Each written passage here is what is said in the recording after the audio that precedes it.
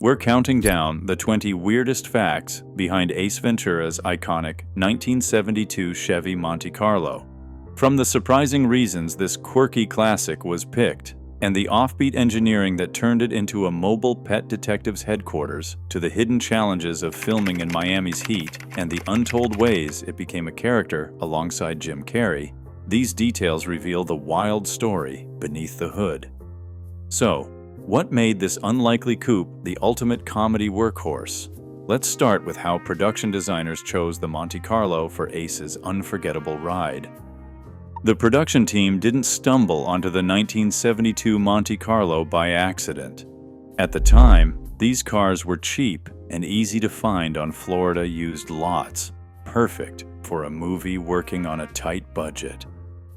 The Monte Carlo's long, sweeping hood and bold lines stood out on camera, giving Ace Ventura a ride that looked both flashy and a little out of step with the times. Inside, the roomy cabin gave designers enough space to build out Ace's mobile detective office, with plenty of room for props, cages, and chaos. It was a car that looked like it had seen better days, just like its owner. Keeping the cameras rolling meant doubling up on everything, including the car itself. The production team secured two nearly identical 1972 Monte Carlos right from the start. One was fully outfitted with Ace's custom interior for close-ups and scenes packed with props. The second stayed mostly stock, ready to swap in if the main car broke down or needed repairs. This backup plan wasn't just about convenience, it was insurance against lost time and ballooning costs. If the primary Monte Carlo overheated or suffered a mechanical hiccup, the crew could switch everything over and get back to filming within hours, never missing a beat. The production team didn't settle for just any blue when painting Ace Ventura's Monte Carlo. They tested a range of pastel shades under Miami sunlight, searching for a hue that would pop on 35mm film without looking cheap or out of place. The final baby blue finish wasn't a factory color, it was hand-mixed to stand out against the city's tropical palette while still feeling like something Ace might have picked himself. On camera, this pastel blue gave the car a quirky, deliberate personality. It read as both professional and eccentric, instantly setting Ace's ride apart from everything else on the road. The oversized shamrock decal stretching across the Monte Carlo's hood didn't happen by accident. Designers experimented with different shapes and scales, taping up mock-ups to check visibility from wide shots and to see how the graphic held up under Miami's relentless sun. The final version wasn't just big for laughs, it was engineered to be instantly readable, even when the car zipped through a busy frame. That bold green shamrock did double duty. It nodded to Ace's Irish heritage and gave the car a cartoonish, almost mascot-like identity. Durable vinyl material kept the decal from peeling, no matter how many takes the car endured. Transforming the Monte Carlo into Ace Ventura's rolling headquarters meant removing the back seat completely. In its place, the crew installed custom shelving, steel frames bolted right to the floor pan, sturdy enough to handle the weight of animal cages, case files, and a wild assortment of pet detective gear. Every shelf and bracket was measured to fit the car's contours, blending professional carpentry with a bit of that homemade, slightly haphazard look that fit Ace's style. The result was a cramped, organized chaos. Deliberate clutter designed not just for laughs, but for practical filming, giving Carrey and the camera crew room to work inside a coupe never meant to be an office. Standard pet carriers weren't going to cut it for Ace Ventura's Monte Carlo. Production designers built custom cages from welded steel and wire mesh, each one measured for camera angles and animal comfort. Instead of resting loose, these cages were anchored with heavy-duty brackets bolted directly to the car's floor and shelving, making sure nothing shifted during sharp turns or sudden stops. Trainers worked alongside the engineering crew, following American Humane Association guidelines to check every weld, latch, and mounting point. Static load tests with sandbags mimicked the weight of animal actors, proving the setup could handle the bumps and jolts of Miami's city streets. Every detail was about safety first, But the result also gave the car its signature look: organized chaos, engineered down to the last bolt. Ace Ventura's Monte Carlo blasts death metal in the film's opening, but the soundscape on set was a different story. Instead of rattling the windows with Cannibal Corpse at full volume, the crew played the music at a moderate level, just loud enough for timing, but quiet enough so Jim Carrey could hear direction and cues. This approach kept the set safe and allowed for clear communication, meeting union requirements for hearing protection. In post-production, sound editors cranked up the volume, layering in the thunderous track to match the wild energy on screen. The result is a car that feels like a rolling concert, even though its speakers barely hummed during filming. Jim Carrey didn't just climb in and out of Ace Ventura's Monte Carlo, he turned every entry and exit into a stunt. The car's wide doors, low slung seats, and tight roofline gave him a physical playground, but nothing was left to chance. Carrey and the film's stunt coordinator mapped out each movement, rehearsing how to slide across the bench seat or duck beneath the headliner without cracking his head. Door swings were measured for comic timing, and the cages became obstacles for contorted exits. One rehearsal even left Carrey with a bruised knee after a misjudged jump, leading to a last-minute tweak in the routine. Every wild scramble looked off the cuff, but behind the scenes, it was all carefully choreographed to match the car's quirky geometry. Ace Ventura's Monte Carlo dashboard didn't just get a fresh coat of dust, it became a playground for hidden prop engineering. Production designers added non-factory brackets and custom holders directly onto the dash, each one mapped for a recurring gag or a quick carry grab. Some mounts were disguised as amateur add-ons, like a bent coat hanger for a magnifying glass or a strip of Velcro holding a squeaky dog toy. The original radio surround was cut and rebuilt with extra switch panels, letting Carrey trigger sight gags or stash evidence in plain sight. Fasteners were tucked out of view, so props could snap in and out between takes without rattling loose during wild driving scenes. Every tweak was built for durability. The dashboard had to survive not just Miami's heat, but Jim Carrey's unpredictable energy. Miami's relentless heat didn't care about shooting schedules or 1970s engineering. The Monte Carlo's original GM air conditioning system, built decades before anyone imagined a car stuffed with cages and camera rigs, strained to keep up. Humidity seeped into every seam, fogging up windows and pushing the cooling system to its limit. Technicians hovered nearby, ready to patch up electrical hiccups or coax the TH400 transmission back to life after hours of low-speed crawling and repeated engine starts. Animal actors couldn't sweat it out like the crew, so production called frequent breaks to let the car cool down. Each stop meant a scramble to check wiring and keep the interior comfortable, turning Florida's climate into an unpredictable antagonist. The Monte Carlo survived, but only with constant attention from the team under the hood. Ace Ventura's Monte Carlo doesn't just roll into the movie, it bursts onto the screen with a chaotic swagger that looks completely unplanned. Behind the scenes, every second of that entrance was mapped out with mathematical precision. The car's approach speed had to be dialed in so it could swing wide around corners without clipping set pieces or missing its mark. Stunt drivers rehearsed the turning radius again and again, working out exactly how much space the Monte Carlo needed to drift into frame while keeping the camera locked on the action. Jim Carrey's timing was choreographed to the beat, syncing his wild exit with the car's sudden stop and the music cue. Even the way the door swung open was plotted out. Too fast, and it would slam into a prop. Too slow, and the comic beat would fall flat. The result is a scene that feels like pure chaos, but every move was calculated to land that unforgettable first impression. Lighting the inside of Ace Ventura's Monte Carlo called for more than just flipping on the dome light. The cramped, cluttered space needed to look chaotic, but never dark. Every animal actor, every prop, and Jim Carrey's expressions had to stay visible on camera. The crew hid low-wattage bulbs behind shelving and tucked LED strips along the headliner, picking fixtures that stayed cool to protect both animals and actors from Miami's heat.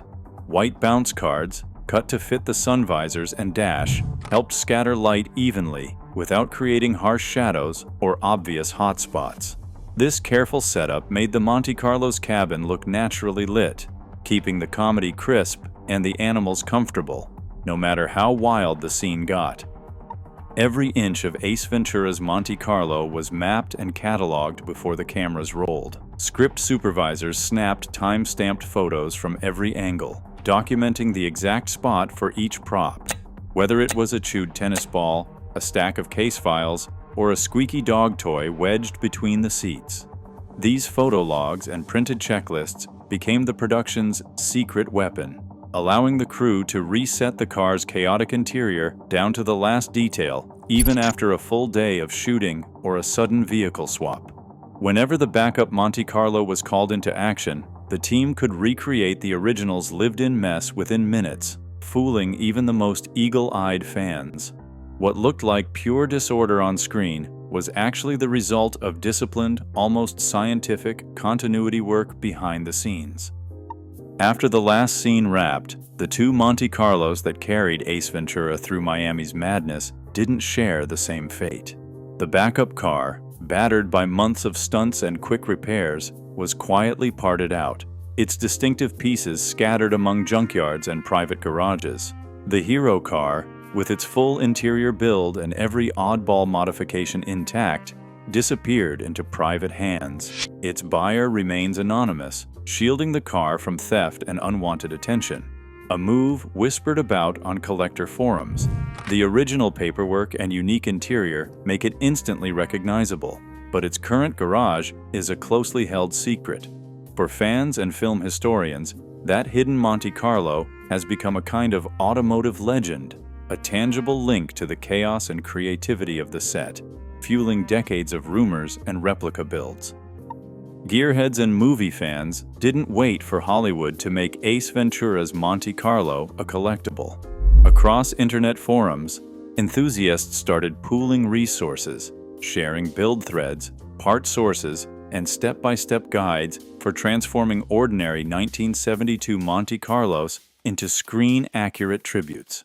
Unlike most famous film cars, this one doesn't require deep pockets or rare parts. All you need is a decent donor car, some basic tools, and a willingness to hunt for details. Replica builders swap tips on everything from finding the right pastel blue paint to fabricating the custom shelving for animal cages. Meetups and online groups keep the momentum going, with owners comparing notes and showing off their progress. For many, the appeal isn't just about copying a movie car.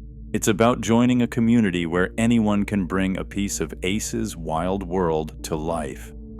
Replica builders didn't stop at pastel paint and shelving. Tracking down the exact shamrock decal became a fandom obsession. Early internet forums buzzed with frame-by-frame analyses as fans measured the hood's curve and scaled the clover's outline pixel by pixel. Home printers churned out test versions, but matching the green proved trickier than anyone expected. The color shifts from cut to cut, sometimes a deep emerald, sometimes a lighter, almost neon shade, depending on whether you're watching the VHS, DVD, or a streaming version. Debates flared over which green was correct, with some builders even mixing custom vinyl dyes to split the difference. Today, several aftermarket suppliers offer shamrock kits, but purists still argue over color codes and decal placement, treating the process like detective work worthy of Ace himself. It's a level of detail that shows just how deep the Monte Carlo's fan community goes. Most movie cars get famous for what they can do: burnouts, chase scenes, or just looking expensive. Ace Ventura's Monte Carlo is different. It's not a muscle car or a luxury ride. It's a battered coupe that became legendary because of what it represents. The Monte Carlo isn't just a set piece. It's Ace's entire business on wheels.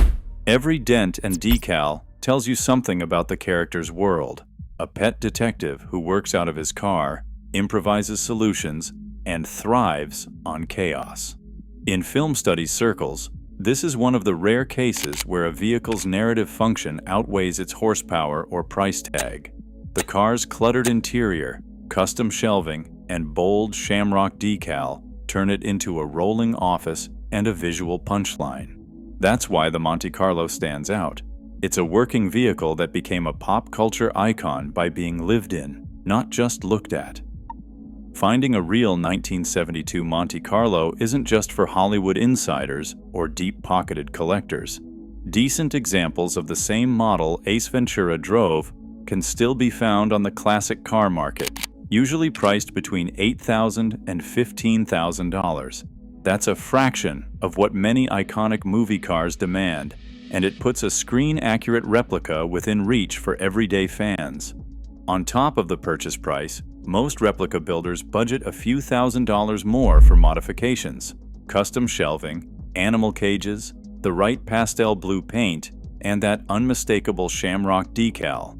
The Monte Carlo's mechanical simplicity means most upgrades can be handled with basic tools and some patience without needing a professional restoration shop.